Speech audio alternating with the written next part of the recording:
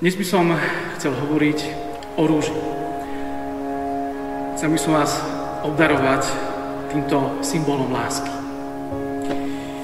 Táto rúža nám môže veľmi veľa povedať o podstate lásky. S prekvapením a s takým údivom pozeráme, ako rúža kvitne. Všimáme si rúžu, ktorá žiari krásou nádher, takým hrejivým teplom a jemnosťou. Rúža v sebe skrýva aj trnie. Trnie tiež je súčasťou lásky. Ostré a pichľavé.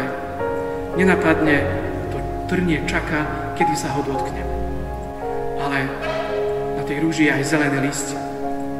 A to zelené listie mi dovoluje mať nádej, že láska je silnejšia a zmierenie a odpustenie mi dovolá opäť začať odznova každý deň.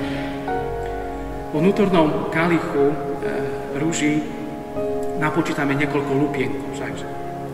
Hoci rúža odkvitne a prežije aj tú najsurovejšiu, najtvrdejšiu zimu, lupienky zostanú.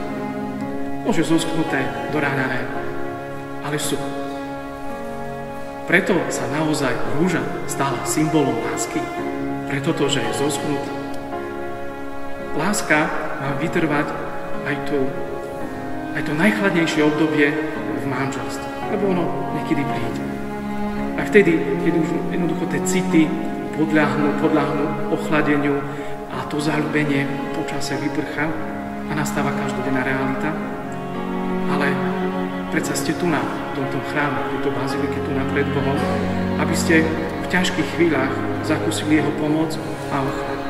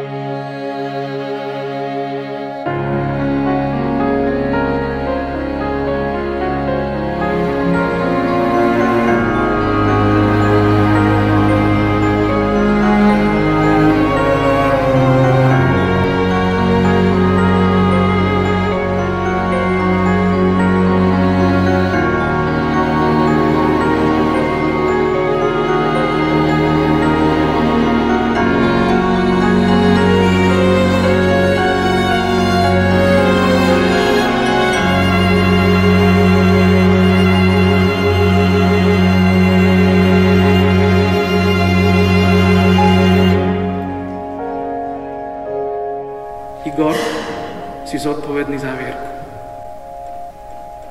Teraz celým životom si za ňu zodpovedný. Si zodpovedný za vašu rúžu. A ty, Vierka, si zodpovedná za Igora. Celý život si zaň zodpovedná. Si zodpovedná za vašu rúžu.